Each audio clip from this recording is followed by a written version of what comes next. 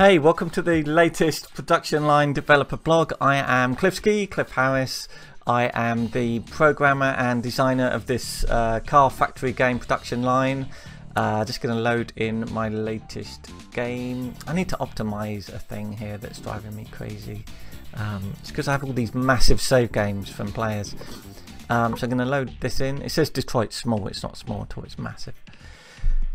Let me ask you a question, right? If you're a streamer or YouTube person, how many videos does it take until you actually get the hang of it? Because like you can see my green screen thing here isn't quite working. It's slightly green tinged, and that's because at the last minute when adjusting it I realized that this is not entirely not green, and underneath I'm wearing something completely green which disappears, and I hadn't thought about that. And obviously you need to think about these things when you do videos, right? And you know, this is video 80 whatever. Eventually, I reckon video 100 is going to be really professional. You just watch, it's going to be amazing. And I've changed hat. I thought I'd wear a different hat for a change. I know it's not got production line on it, but I thought I'd wear a different hat. Anyway, what's been going on? Loads of really cool stuff has been going on in terms of user interface, which is very important. Because you kind of get used to the design of a game, and it's easy to kind of sort of think that's how the game looks, and there you go, all we do now is add features. But actually there was a load of stuff that was rubbish. So we have a new user interface for the car showroom. When you look at cars that are on sale, this is it. Now there was a suggestion on the Positech forums, not the Steam forums, but the forums at our site, by a player called Chris29, KRYS29, saying basically the showroom looks rubbish, you should do it like this. It was better than what you see here now. There were like filters and stuff up here, and I saw it and I thought, oh my god, that's really good. So I've blatantly done what is suggested. So this is all very different now. This is much more readable over here. I think that's pretty obvious. And this, very few people looked through this anyway. You don't. I need to make that scroll in general. You know, it's there if you want to check out the details of a particular car. So we pick that car and we can check the market value of things. And this shows you how what's the word? How kind of like popular these are on cars. So a car that is mid-range now. You're expected to have the red features, and the white features are all, kind of always there. Actually, what's happening with air conditioning? Why is that white? What if that's a bug? But for air conditioning, shouldn't be white. Anyway, whatever. We know how this works. This is like how much of a premium you're getting. Climate control and Napa leather seats, bit of a premium there, because we've researched them ahead. Anyway, so this is here, but that's there on other screens in a lot more detail, right? So it was taking over this whole area and it didn't need to. So now we have these three squares that will basically show you all the details that you would get if you'd moused over the car like this, but without you having to hover. All the uninstalled features. So this is features that now come with this car, but the model in the showroom didn't get them because they were produced earlier. And any defects. We've only got one car with defects there. I think this is vastly better, and everyone that I've shown this to has gone, that is so much better than what we had before.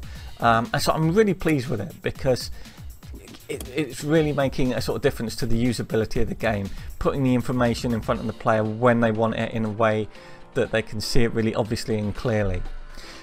Something else that we did, I say we, I mean the cats aren't programming. Why am I saying we? Something else that was done is that we now have two of these icons here. We used to just have an icon that would come up, I think it was always yellow, saying defects. Now you have a red one if there's defects, or if you have actual missing features. In other words, features that should be on a car at that price range but aren't. So for example, if we didn't have a car alarm, that would show up with a red icon. Anything that's going to be shown in red, so you'd see them here if there were any, but we don't have any at the moment. So anything that's really serious, a defect or a feature that you should have but you don't, will get a little red warning triangle. A yellow warning triangle is just for uninstalled features, which kind of means they're a little bit out of date with the current price maybe. But again, you can set up a discount for this if you have well, if you have any of this stuff, if you have known defects or lacking universal features, you can set up a discount. You can't actually set up a discount for if they have uninstalled features. Wonder if I should add that. This green screen thing really annoys me. I'm so rubbish at this.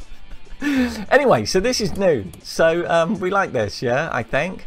Tell me if you think I've really screwed that up, but I think that's vastly better. So that's one thing. We've got other stuff as well. Check this out. This was me. This was not suggested by anyone else. But I was looking at these screens yesterday, and it was a weekend, and thinking, you know, maybe this should be better. And then I thought, I'm going to change it. The income screen. Ta-da!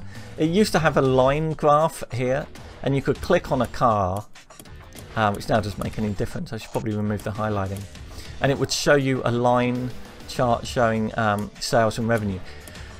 Now, I don't know about you, but I always found that fairly pointless. It didn't really achieve anything. I never found it useful in decision making.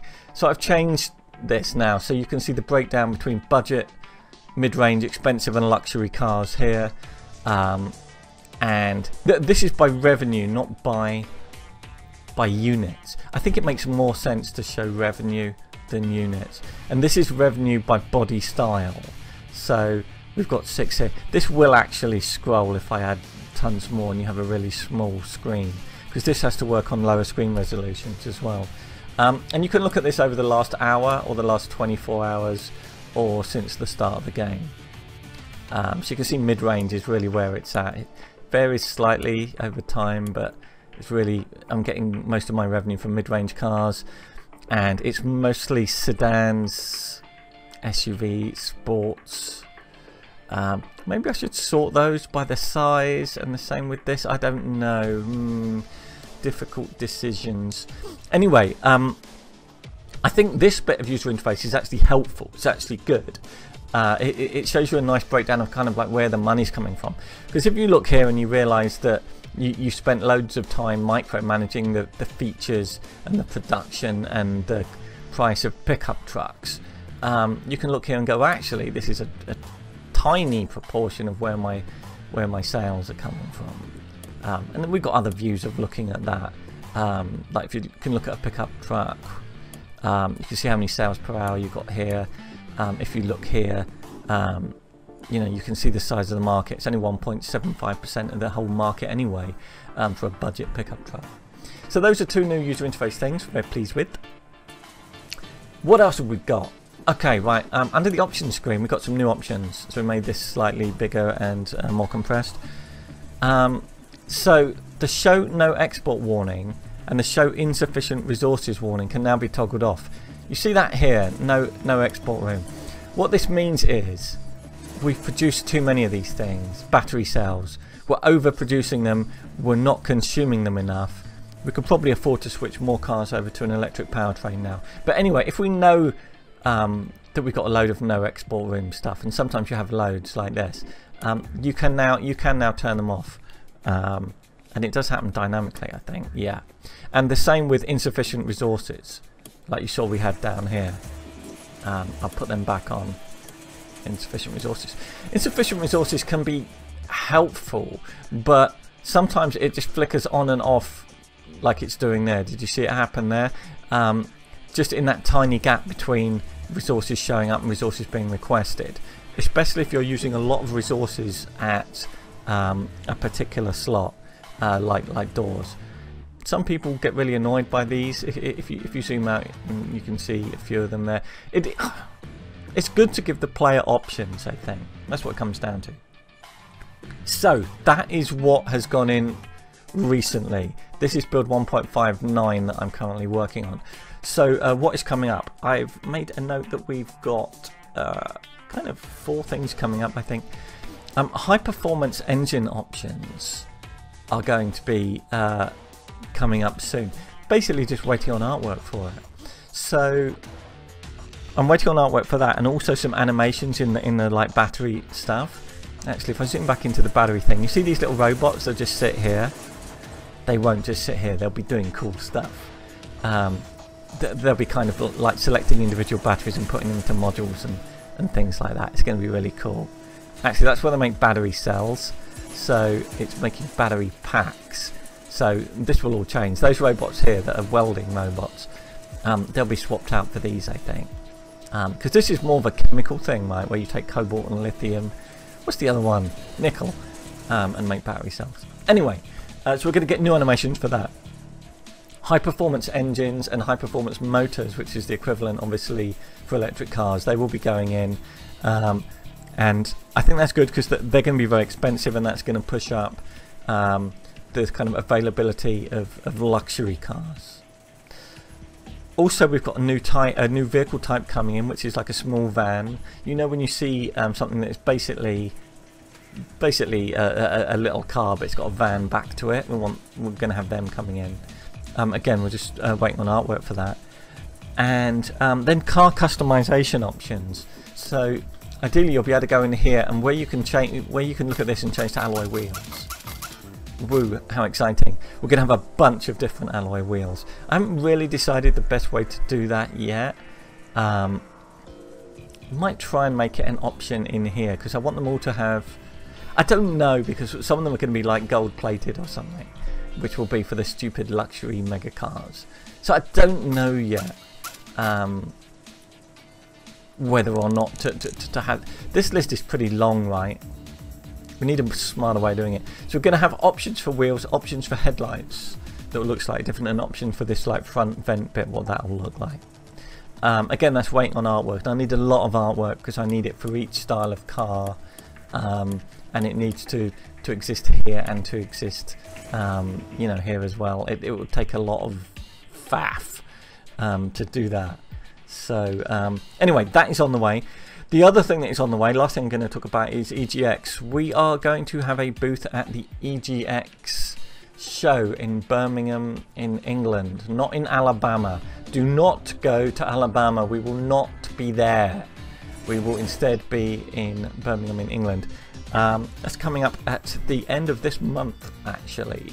I will be there. Jeff, who's helped me out at shows before, will be there. And we have another guy there that's going to be helping out because I won't be there the first day.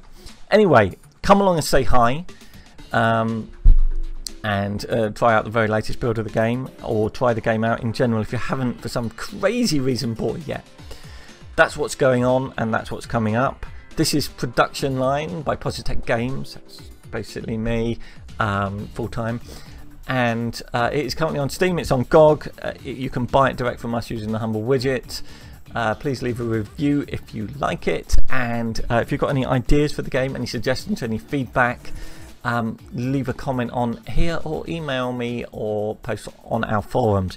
Please like and subscribe, because it's apparently very important to my sense of self-worth if I get lots of YouTube subscribers for some reason. Or you can follow me on Twitter. Thanks for watching, and we'll see you next week.